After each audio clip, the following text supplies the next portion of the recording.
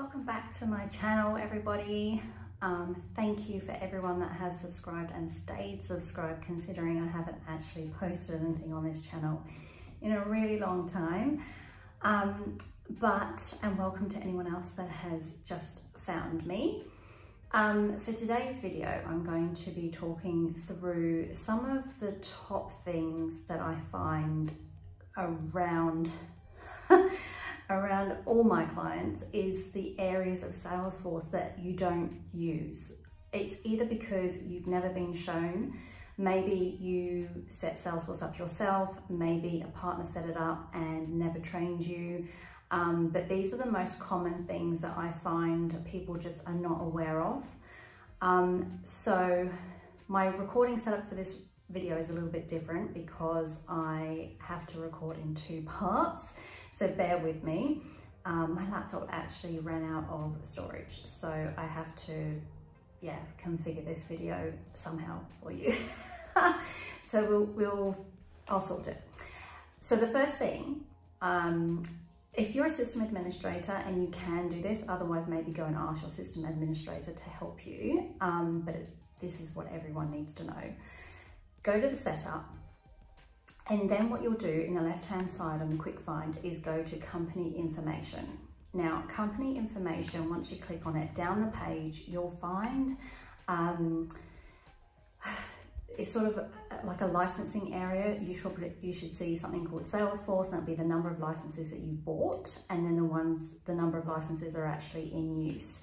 And a lot of people don't know that this actually exists, to see what's the current state of play in their active licenses, and what maybe do they still have remaining. Also, it might share with you some other things, but what I'm looking for, if you scroll down a little bit further, you will see something called Einstein Activity Capture. Now, normally this number says 100 available, and this is available for any license type, even Essentials, which is the entry point of Salesforce. You'll see Einstein Activity Capture, and you can use this to connect your email and calendar. Now, only you can do this if you have an Office 365 account, which is a cloud-based Office account, Microsoft 365, or a Gmail account. If you have these, then it's simple to connect, and I'll show you through and link some information into how you click through the wizard to connect your accounts up. Pros and cons of doing this, I want to walk through a little bit. So people have, actually there's two things to this. This is nothing like the old days of Outlook being connected to Salesforce, by the way. So this has had a major overhaul. This is Einstein Activity Capture. Some of you may have used Link Point connector in the past to your desktop. You may have connected Outlook in the past, and it's just been really laggy and slow. If you haven't done it recently and under Einstein Activity Capture, I will assure you it is a different experience than in the past. So pros and cons. The reporting and dashboarding of the email and calendar is not through standard reports and dashboards. You actually have to go back into setup, back to Einstein Activity Capture, and then the settings, and then there's an activities dashboard component in the right-hand corner. The reason why I think this has occurred is because Einstein is being rebranded to Tableau. So Salesforce bought Tableau, 2.5 years ago now, and Tableau is slowly starting being dropped into the Salesforce technology. And it falls under the Tableau reporting and dashboards, unfortunately. Pros and cons here again. Pros would be, obviously it's in an isolated spot, so it's easy to find, but the cons are you can't have it in a normal standard dashboard that you would run around activity. But it is easy to find, and you can clearly see the top accounts that you have been contacting, and obviously the ones that you don't, which is really useful. And yeah, the other thing, when you set it up, you might actually need Salesforce support to help you, because there's a couple of feature enablements. But anyway, that's just a gotcha, and that's what I'm here for. This channel is about the gotchas of Salesforce. So if you find that adoption is a problem with your users of connecting this up, you can also do the alternative way, which is have your Outlook or your Gmail screen open and just get from like the App Store or whatever, the panel add-on. I think in Microsoft it's just called add-ins, and you go to the add-in store and plug that in. Some people find they can't do that because their IT department have like prevented people from downloading stuff. So just be cautious of that. Make sure you've got permission levels. Then the other thing around this topic is people that have concerns that their private information is going to be pulled into Salesforce. The way this syncs, and the only way it can sync, actually you can sync the sync settings up as well on the back end, but Salesforce has to know who the person is. You need to have the contact record already set up in Salesforce with the email address. Then with the synchronization that occurs, it scans through your emails and go, oh, yes, I know that person, and it will sync those calendars and emails in the activity section on the contact or lead record. Can't do it any other way. So unless you've loaded private information into your database, that's the only other way.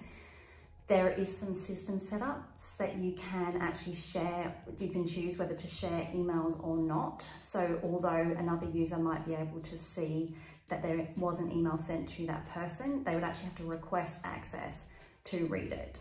Otherwise, a lot of people are just very transparent because that's the beauty of it. You're all talking to the same contact information. So there we go.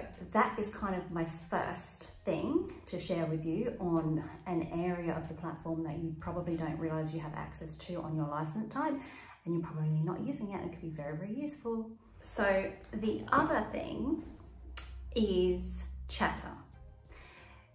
Your instance may not have ever had Chatter really rolled out at all. You may have had it hidden, it may be there, but you don't know what it is. You just see Chatter dotted around the place. So what Chatter is an internal collaboration tool so that you can talk to other Salesforce users and, you know, make a comment on a particular deal or a lead. It's really easy to use. You just mention another user of Salesforce to be able to make a comment.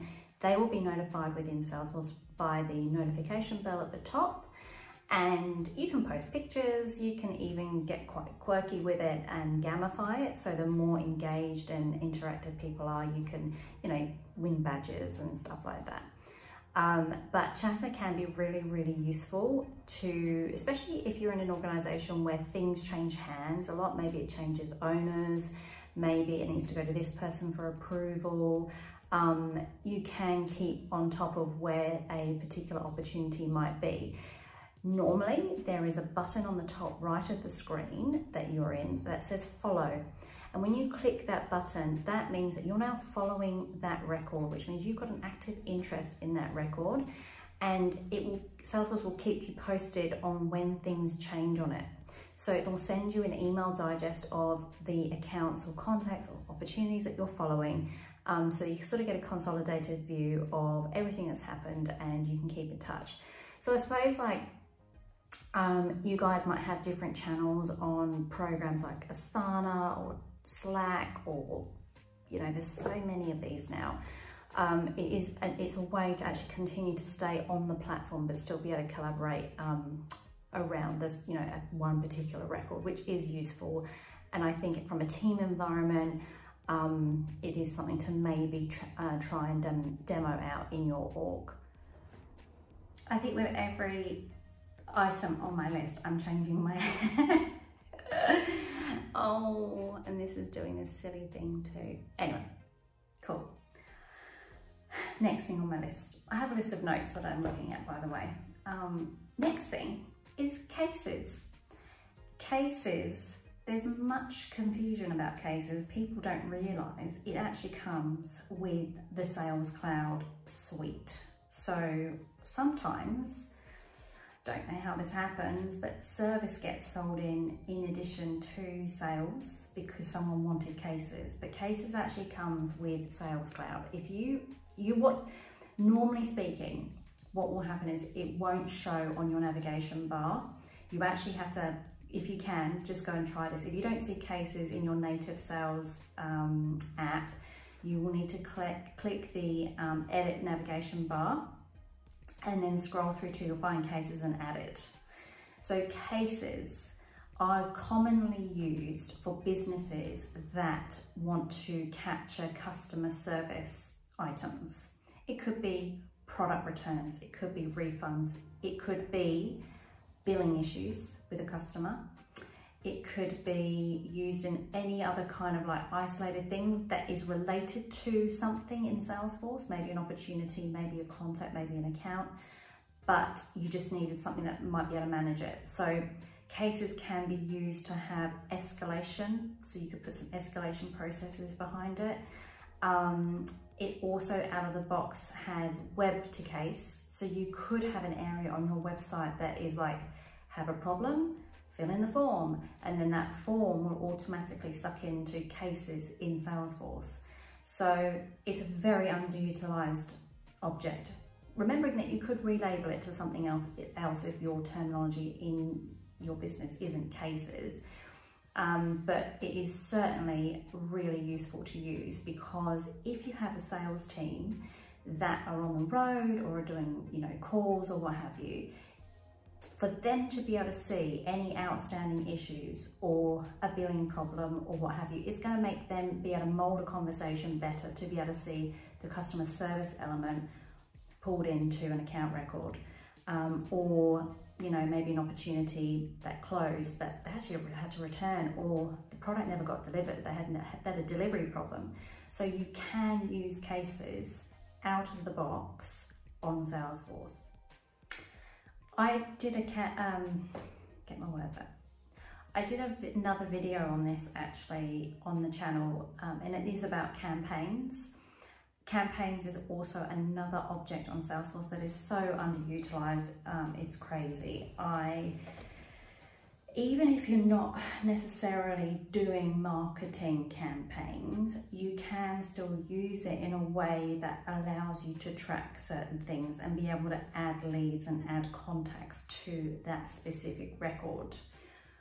One use case, which is common now, is using campaigns to record road trips, or I know we're not really doing many at the moment, but you know, if you were to do a trip and you wanted to book to see these leads or book to see these contacts on these specific days that cost you X amount a day, those leads and contacts that were associated to that day's campaign, you will see the return on investment if that turns into an opportunity. So then you can actually get some real life reporting out of, you know, wow, you know, that trip per day cost us this, but we gained X in an opportunity value.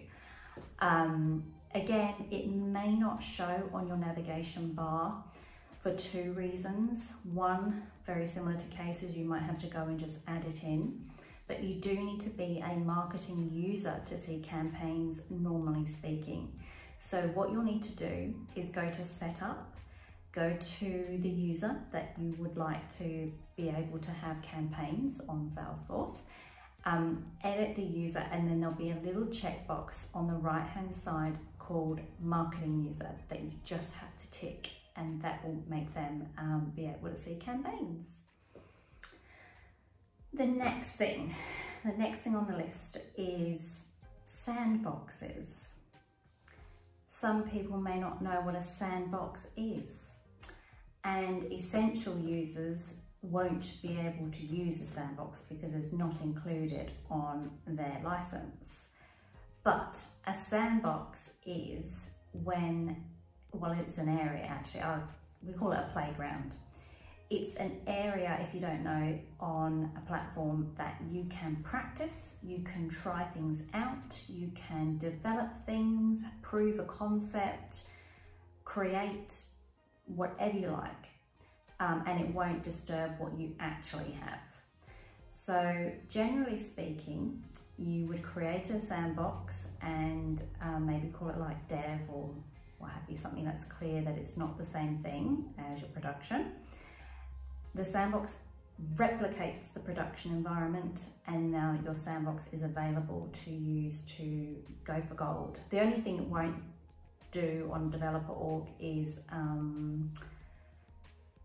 copy your data across, unless you have a full copy sandbox, and then there's a partial copy sandbox, and then there's this smaller developer sandboxes from professional edition and above. So if you have essentials, you won't be able to use this feature, but other license types will, and you can have as many as your contract allows. Usually 25, I think, is a minimum, or 20 is a minimum, off the top of my head. And that way, yeah, it's a really great place. If you're thinking about, oh, I'd like to be able to have this object in these fields and do these calculations and rada, you have a spot to actually play with that, and you can test it, and you can, you know, get other people and other Salesforce users to test things out. So it's really like a testing functionality. If what you built was quite complex and you would hate to try and do that all again and remember what you did to make it that way in Sandbox and replicate that back into production, then you can actually use change sets and deployments changes through the deployment functionality of Salesforce. So you basically enable a few things to connect the two up, and then you can select what you want to push into production. But a lot of people don't even realize they can use this feature. So there you go, another tip for you. Okay, lastly for this video, I'm going to talk about console view. Again, I think there's confusion sometimes that you need Service Cloud for this. You don't. Sales Console is available in all licensing. So basically, you have the standard sales app with the navigation bar, which are the tabs, which are kind of like, I say, spreadsheet tabs, object tabs across the top. What you can do is switch to Sales Console. Sometimes you need to actually tick the box on a user record to give them Sales Console access. So if it's not there, you need to just go check their user record. But if it's there, then you click on it, and it will condense the tabs across the top into a menu. And what now will happen is every time you open up a record, it opens up a new tab within that browser. So instead of having multiple Chrome tabs open or Safari tabs open, it actually has the individual Salesforce record tabs open for you, and you get to multitask. So that's the last tip that I have for this video.